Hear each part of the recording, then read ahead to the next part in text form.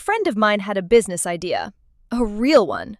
Not a shower thought, not a wouldn't it be cool if. She'd done the research, saved the money, found the location, and one night at dinner, she couldn't help herself. She told her family. Her mother said, "That sounds risky." Her brother said, "I knew a guy who tried something like that. Lost everything." Her boyfriend said nothing, which was somehow worse. Within 2 weeks, she shelved the whole thing. Not because the idea was bad, because the doubt got louder than the dream. Here's what nobody tells you. There are things in your life that need silence the way a seed needs soil. Not because they're shameful, because they're unfinished. And unfinished things don't survive other people's opinions. Let's start with the most dangerous one. Your plans. Specifically, the ones that haven't happened yet. The raw, early stage, I'm thinking about maybe possibly doing this kind of plans. The moment you share them, 2 things go wrong, and both happen inside your own head. The first one is subtle.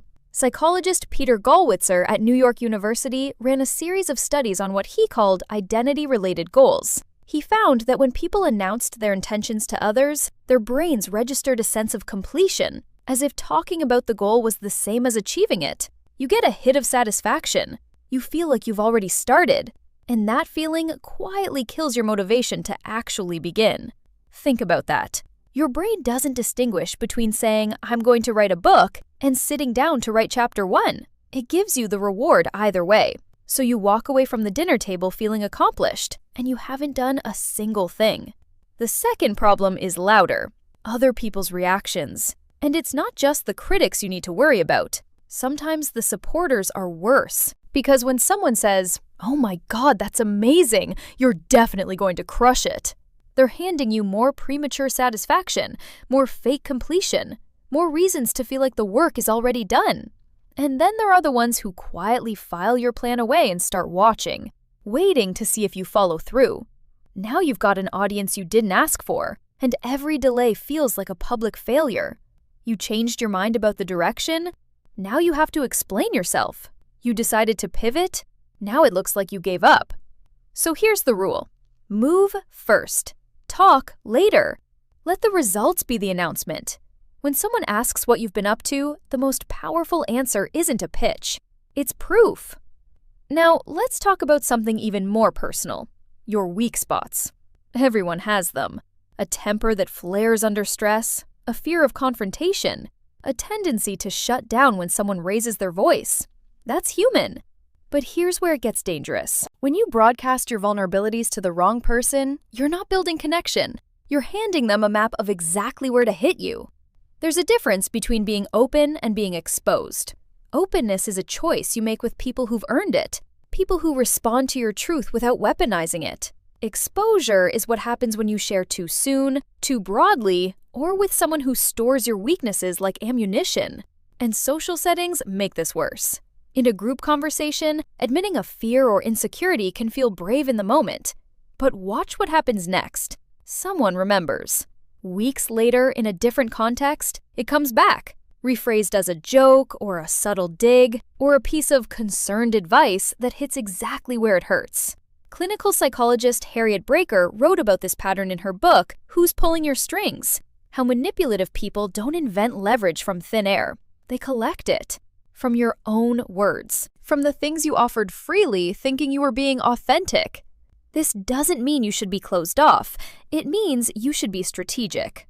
Know your vulnerabilities better than anyone else does, but choose very carefully who gets access to that knowledge.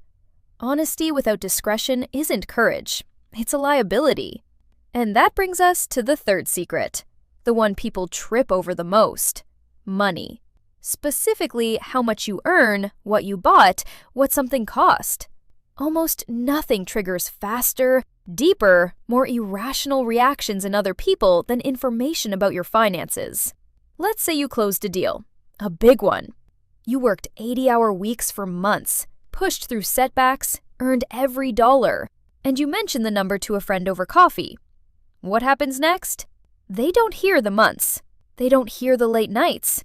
They don't see the risk you took. They hear the number. And the number activates something primal, a comparison engine that immediately asks, Why them and not me? This isn't a moral failure on their part, it's how we're wired. Behavioral economist Daniel Kahneman called it reference point thinking. We don't evaluate outcomes in absolute terms. We evaluate them relative to our own situation. So when you share your income, you're not giving someone a fact, you're giving them a mirror they didn't ask for. And what they see in it often isn't admiration, it's inadequacy. That's why the reaction is almost never, "Tell me how you did it." It's, "Must be nice." Or worse, the quiet recalibration, the subtle shift in how they treat you, the jokes about how you're doing well for yourself, the assumption that it was luck or connections or something other than work. And here's the part nobody talks about. Sharing your financial wins doesn't just affect how others see you, it affects how you see yourself through their eyes. Suddenly, your purchase needs justification. Your lifestyle needs explanation. You start performing your own success instead of simply living it. Real wealth. Real, quiet, sustainable wealth doesn't need an audience. The people who've built something meaningful almost never lead with the number. They lead with the work. They lead with the story. The number is a footnote, not a headline. So guard your plans. Guard your vulnerabilities. Guard your finances. Build a perimeter of silence around the things that are still becoming. Let them grow in the dark, where other people's reactions can't reach them. But here's what's going to surprise you. There's one thing, one crucial thing, where staying silent doesn't protect you, where keeping quiet actually causes damage, where every word you hold back is a missed opportunity that someone else will never get. And that's exactly what we need to talk about next. Everything I just told you is true. Guard your plans. Guard your weak spots. Guard your money. Silence is a shield, and most people don't use it nearly enough. But now, I need to tell you something that contradicts all of it. And if you miss this, the first chapter becomes dangerous advice. Because there's a kind of silence that doesn't protect you. It robs someone else. Let me explain. A few years ago, a man in Austin, Texas, quietly donated enough money to keep a local animal shelter open for another year. He didn't post about it, didn't tell his friends, didn't even mention it to his wife for a few weeks. He believed what most of us believe, that real generosity is supposed to be invisible, that the moment you talk about a good deed, you've ruined it, that telling people makes it about your ego, not the cause. The shelter stayed open. That's the good part. Here's the bad part. 3 other shelters in the same county closed that same year. Not because people didn't care, because people didn't know. Nobody told them. Nobody shared a story that made it real, that made it urgent, that made it personal. The information never reached the person who would have written the next check. And that's the trap. We've been taught, culturally, almost religiously, that humility means hiding your good deeds, that if you talk about giving, you're bragging, that charity should be anonymous or it doesn't count. But think about what that belief actually produces. A world where the only things people share loudly are complaints, outrage, and highlight reels. A world where generosity stays invisible and cynicism gets a megaphone. That math doesn't work. University of Pennsylvania professor, Wharton organizational psychologist Adam Grant explored this in his research on giving cultures. He found that when people openly talk about acts of generosity, not to boast but to normalize, it creates a ripple effect. Others start giving. Not because they feel guilty, because they see a path. Someone showed them it was possible, showed them where, showed them how, and suddenly the barrier to action dropped to almost zero. One person says, "I've been volunteering at this literacy program on Saturdays." And 2 people in the room quietly Google it that night. One of them signs up. That's not ego, that's infrastructure. You became the bridge between a cause and a person who was ready to help but didn't know where to start. Now, I know what you're thinking, but what about the people who only share their good deeds for attention? The ones who film themselves handing a sandwich to a homeless person so they can get likes? Fair question. And yes, that exists. But here's the thing nobody wants to admit. Even performative generosity produces real results. The sandwich still gets eaten. The donation still clears. The shelter still stays open. The motivation might be impure, but the outcome is identical. And shaming people for talking about giving doesn't create more humble givers. It creates fewer givers, period. So let's separate two things that we've been tangling together. There's bragging and there's broadcasting. Bragging centers you. Look at what I did. Look at how generous I am. Aren't I wonderful? Broadcasting centers the cause. This organization exists. They need help. Here's what I saw when I visited. Here's how easy it was to contribute. The words might be similar. The direction is completely different. And this isn't just about charity. It applies to every quiet good thing you do that other people could learn from. You mentored a younger colleague? Talk about mentoring, not to show off, but because someone listening might realize they could do the same. You changed a habit that improved your health? Share the process. Not as a lecture, but as a data point someone else might need at exactly this moment. Every time you stay silent about something good, you're making an assumption.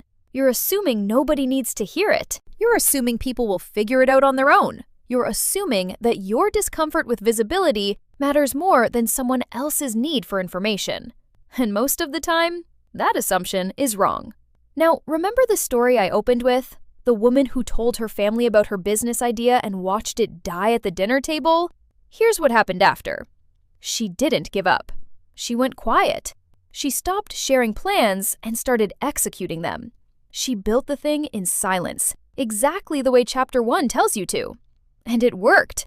The business opened. It survived the first year, then the second. But somewhere around year 3, she realized something. She'd gotten so good at keeping things to herself that she'd stopped sharing anything at all. Not just her plans, her wins, her lessons, her mistakes, her values. She'd built a successful business and told almost nobody the real story behind it. The late nights, the moments she almost quit, the people who helped. And younger entrepreneurs in her city, the ones who were struggling, the ones who needed a model, the ones who needed to see that someone like them had done it. They had no idea she existed. Her silence protected her. It also made her invisible to the people she could have helped. That's the paradox at the center of all this. Silence is a tool, not a lifestyle. It protects what's fragile and unfinished. But once something is real, once it's built, once it's done, once it's good, silence stops being a shield and starts being a wall. Guard your seeds. But when the tree grows fruit, let people taste it. Because the world doesn't need more people who are quietly good. It needs more people who are good out loud.